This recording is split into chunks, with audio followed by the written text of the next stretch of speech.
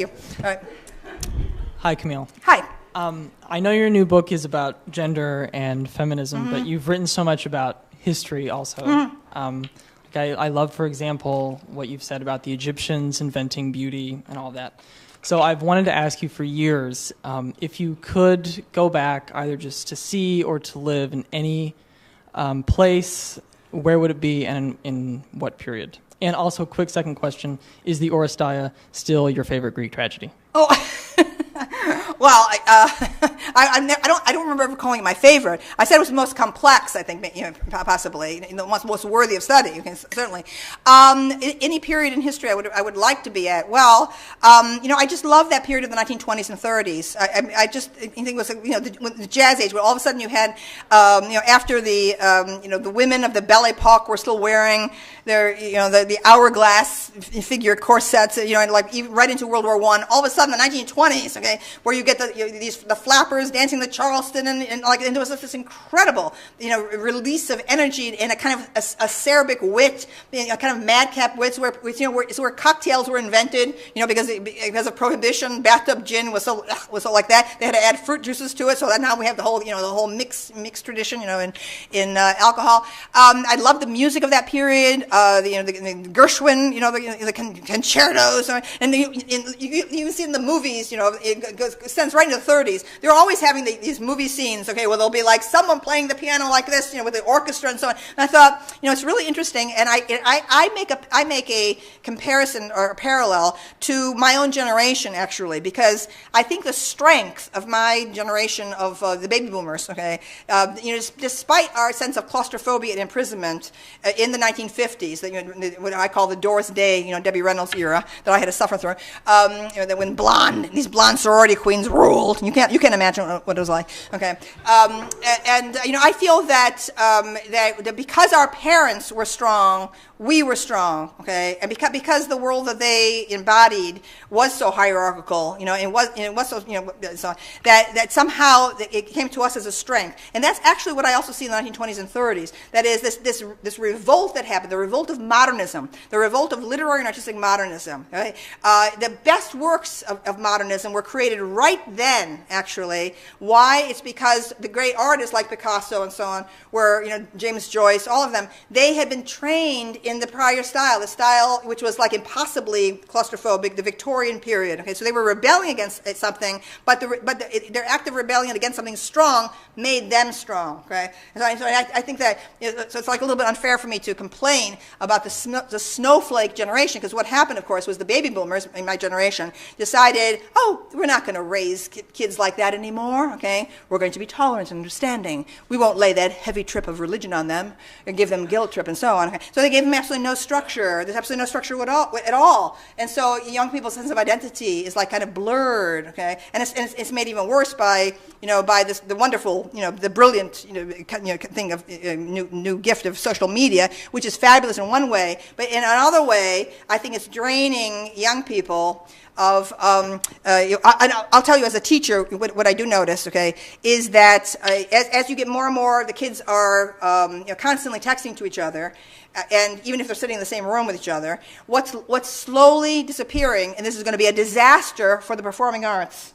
is facial expressions, okay, and body language. Okay, because if you're only communicating like this, okay, texting, okay, you don't need to communicate, you don't need to learn how to read facial expressions, okay, as you're conversing with someone, okay, and also the body language is completely going, all right, and that's like, this is going to be really disastrous for acting, for actors and so on, not to ground the emotions in the body. But anyway, wait, your question was like the Oresteia, and I forgot now, what was the prior thing? I gave my answer, okay, 1920s and 30s, okay, I love it because that's the period I was exploring when I was like a teenager, adolescent, and in my Amelia Earhart craze that went on for like years, I was like would go to the basement of the Syracuse Public Library, beautiful Carnegie endowed building downtown Syracuse, and I would just absolutely ransack the then it wasn't even on microwave wasn't even on microfilm yet, all these volumes of the old newspapers with their rotogravure sections, all these printed photos of what people are doing, stars and aviatrixes and everything else, and so on.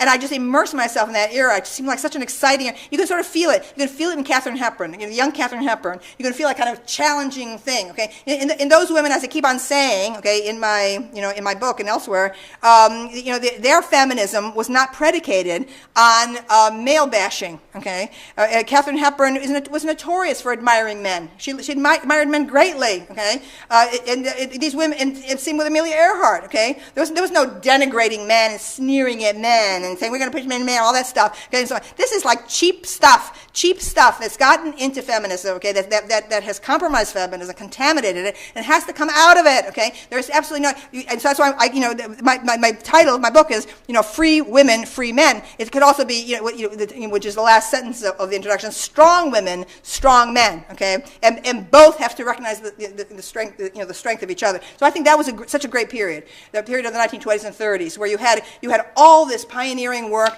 and women really breaking down barriers. Okay, but without the sex war and this cheap snide thing, the sneering thing. Gloria Steinem is the great master of that, the cheap sneering thing. Okay, and so on. All right, Miss Perfect. Okay, so she's one. All right, okay, I've been mad at her for a number of decades. It's true. Okay, when she said her calling herself a feminist, okay, is like a Nazi saying he's not anti-Semitic. That's a level for thinking. A graduate of Smith, okay, and so on. She hasn't been reading books. Okay, I'll tell you that. All right. Anyway, okay. Sorry, that was a digression. But no, she's one of the targets of my always one of my targets.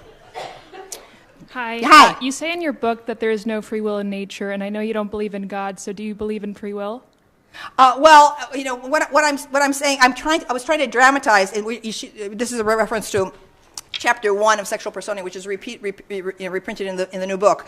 What I'm saying, okay, is that I'm trying to dramatize the overwhelming power of nature, and I'm saying that that I dispute the interpretation. It's not just Foucault. It's a whole tradition now of for the last half century, which is typified by feminism, of finding putting blame into society, okay, and saying that that society is the cause of everything negative. Okay, if we can tear down society, tear down the social code, that somehow that will be liberating. What I'm arguing is the opposite. That civilization is our protection against the chaos of nature. Okay, and that it is not in my date rape, notoriously controversial date rape thing. I'm saying that it is wrong to say, okay, that society causes rape. Okay, I'm saying that it's a breakdown of the social code, a breakdown of socialization that leads to rape. Okay, what the rape is an eruption of primitivism, of barbarism, of the natural. Okay, and that we have to stop this constantly. This Foucault thing of society is nothing but power oppressing the passive individual and so on. This is so distorted. Okay, I think what it's led to is young women not knowing how to protect themselves against rape. Okay, because they don't understand, and now even more they don't know how to read. Okay, they don't know how to intuit other people's motivation. They misjudge signals. I'm saying that the exclusion of biology from gender studies has been an absolute disaster. So I'm just dramatizing, the power of nature, and I just feel that civilizations are very frail indeed, and that the record of human history is the ruins of civilizations. Okay, are everywhere in the world. The rubble of civilizations, and that there's a real lack of perspective in the way people focus on. America it's a terrible place for women. What are they talking about? Because never in history have women ever been freer than they are in America. Okay, and so what kind of ignorance of the history of culture do you have to imagine that somehow we're living in an oppressive regime for women? Okay, this is so absurd. All right, anyway, so I'm using rhetorical flourishes. That's all I can say.